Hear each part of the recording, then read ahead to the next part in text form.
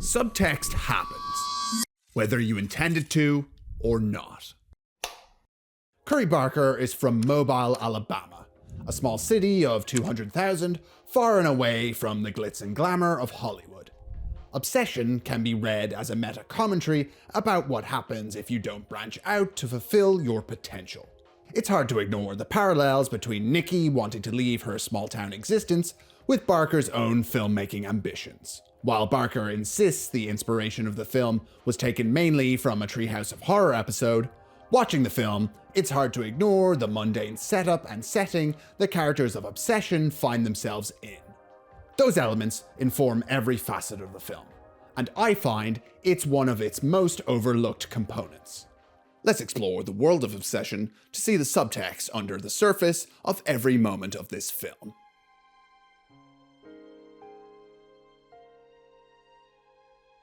The primary discourse surrounding Obsession is concerned with the consensual nature, or lack thereof, of the film's leads, Bear and his crush Nikki.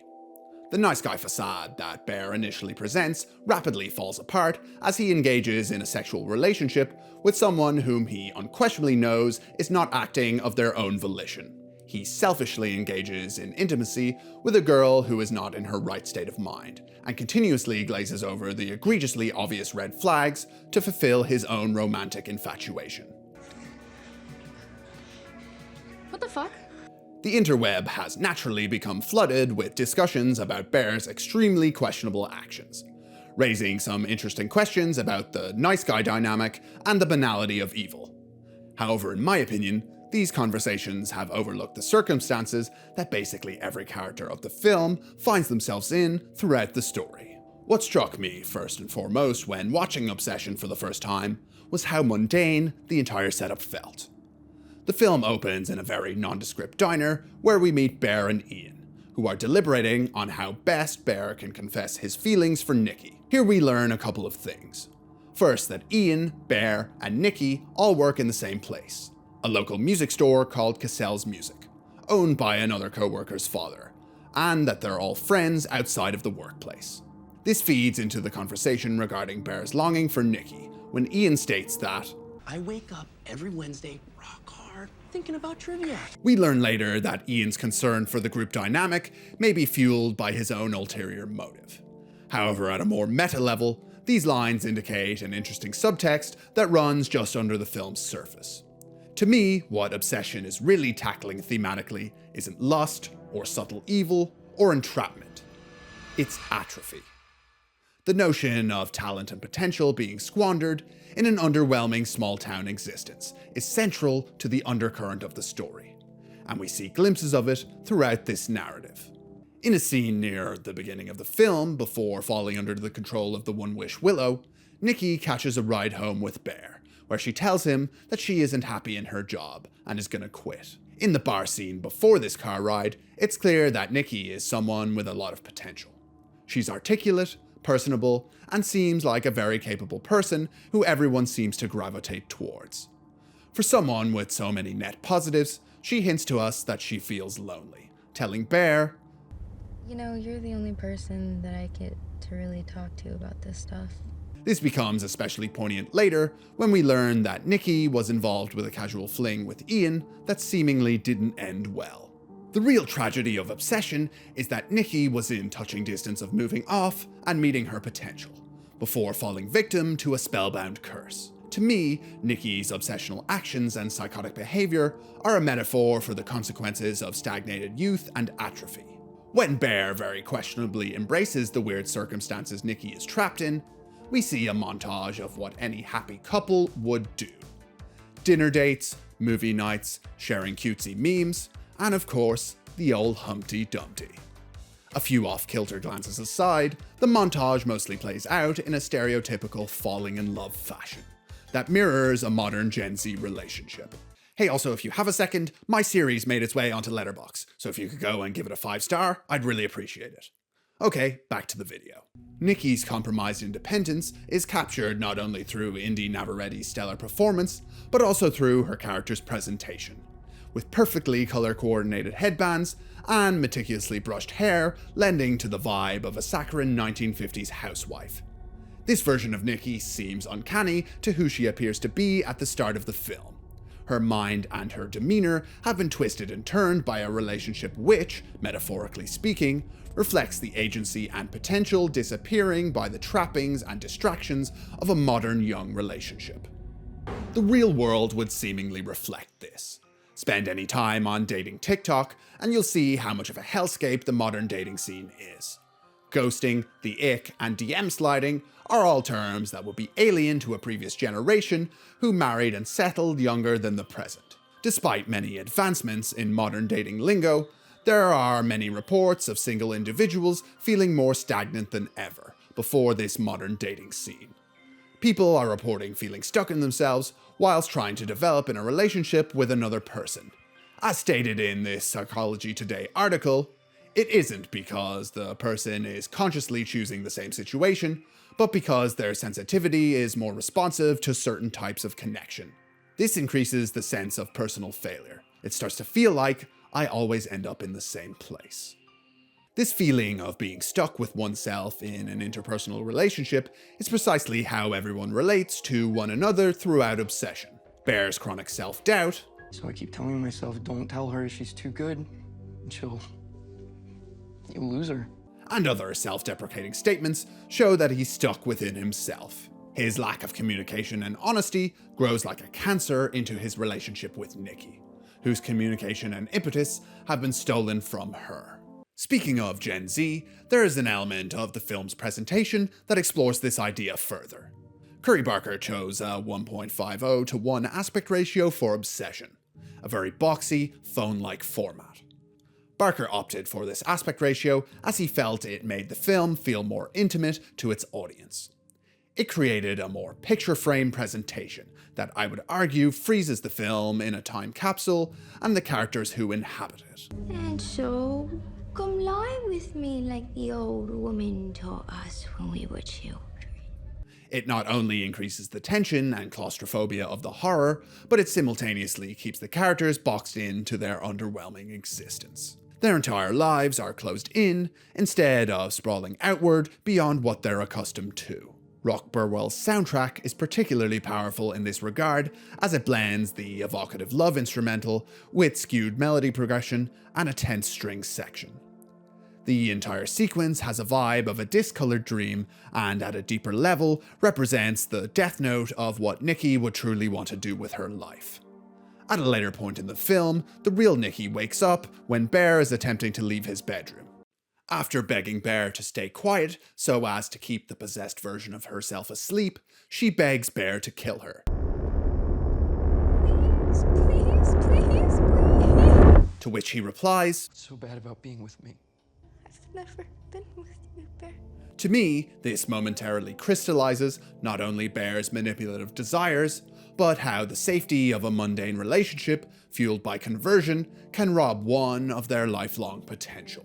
When Nikki ends up attending Ian's party uninvited midway through the film, her obsessive behavior and unnerving poetry seem like that of a caricature of someone who is overly emotionally invested.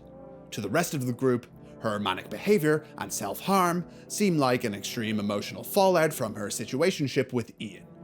While Nikki's reaction in the film is, to put it mildly, extreme, it could also be read as a parody of real-world small-town relationships and the monotonous drama that comes with them.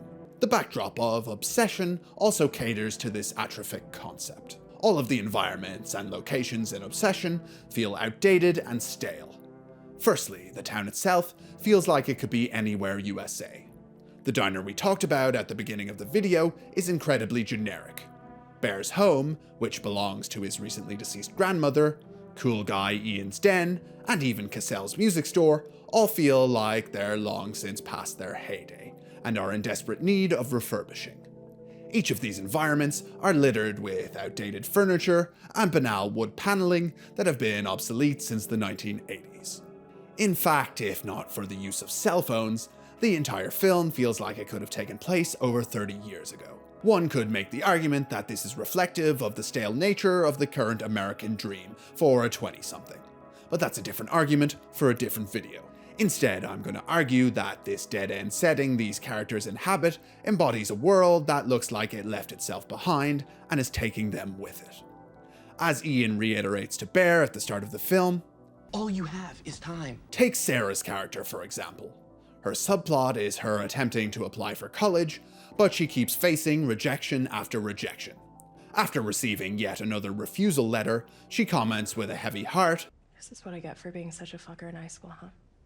Sarah's father owns the music store where everyone works, and the film's narrative implies that she is destined to be trapped in this underwhelming existence as a punishment for squandering previous opportunities. She has feelings for Bear, which aren't reciprocated, and had she survived past the ending of the film and gotten Bear's affection, it's unlikely she would have bothered to move on to college at all. From a creative and filmmaking perspective, it would seem that Curry Barker's own outlook in the modern Hollywood landscape would mirror some of the film's sentiment. Barker was born and raised in Mobile, Alabama, a city of 200,000, far and away from the studios and production houses that created the films that shaped his horror sentiments. Indeed, Barker seems to acknowledge his own drive to succeed was given a real thrust from leaving his own hometown. It fuels you to drive past Warner Bros. Every single day, and wish I could go on the other side of that fence. He also acknowledges the support required for him to move and do what he needed. In Alabama, Hollywood feels so far away that it doesn't feel real. If my parents weren't so supportive, I don't know if I would have had the guts to move out here. Now, while Curry Barker has relayed in interviews that his scriptwriting process for Obsession was just looking to make a really fun horror film, it would seem apparent that the trappings of his own hometown echo in Obsession's narrative. This can be seen through Bear's reluctance to actually ask Nikki out on a date, which can be read as a meta-commentary about Barker's fear of taking action and making the plunge to move out to Hollywood. This goes to show that subtext appears whether you intend it to or not. As we talked about already, the setting for Obsession really does feel like it could be any nondescript American town, which, no offense to any mobile viewers out there, Curry's hometown seems to match quite aptly. Barker's choice to enroll in becoming an actor before sidestepping into YouTube and now directing is reflective of a person with ambitions that spill out beyond what his hometown has to offer, and his father's decision to quit his job and follow in his son's footsteps reflect this. Barker initially made a name for himself on YouTube, and is now at the forefront of a new wave of filmmakers who are emerging from this platform. Up until this point, the transition from YouTube to Hollywood has been turbulent at best. While the likes of Cinemassacre and Channel Awesome have produced low-budget productions made with a lot of heart, they are, at best, Z-list productions, with more prominent creators like Shane Dawson, Lucas Cruikshank, and Smosh failing to create financial or critical successes on the big screen.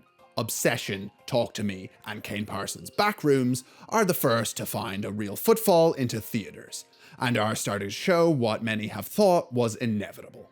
While it isn't in any way original or insightful to point out that the majority of AAA Hollywood releases are reimagining sequels, prequels, blah blah blah blah, it's worth noting that the overly expensive, overly outdated behemoths carry the traditional American mindset of momentum and hope, promises of a better tomorrow in a sleek escapist setting. Obsession and Backrooms are different. These much smaller films from outside the traditional Hollywood perspective deal with the people and places that are often forgotten in major releases, and are more often dealt with in art house productions. As a horror film, Obsession brings to light the overlooked but very relatable condition that many young people currently face. A world full of opportunity and connection, yet simultaneously inaccessible and lonely. This has been the sentiment that has been echoed for years regarding online YouTube creators, and the more established entertainment world. However, if recent events are an indicator of what's to come, perhaps the hierarchy of power in Hollywood is about to change. I understand that this analysis may absolutely reek of an English teacher with an overly fond affinity for red curtains, but I feel it's important to emphasize that films, games, music, any art form really, are representative of the time and place that they are created in, and those who create them. And while the director has openly stated that there isn't much intended subtext behind Obsession's creation, there are always unintended ones. Barker sought out to create a film that was relatable to his generation, one that mimicked our collective experience of being 20-something. Almost anyone who has been on the dating scene in over the last 10 years has had an experience with an overbearing monster of a human being, which this film tackles with steroids. But on a deeper level, Obsession can be read as a cautionary tale for one not to wish their life away, not to manifest dreams, not to horoscope our way around the ill fates of life. If Obsession teaches us anything, it's to take action, and to follow our desires with doing, rather than rotting in hope and atrophy. Big Chungus.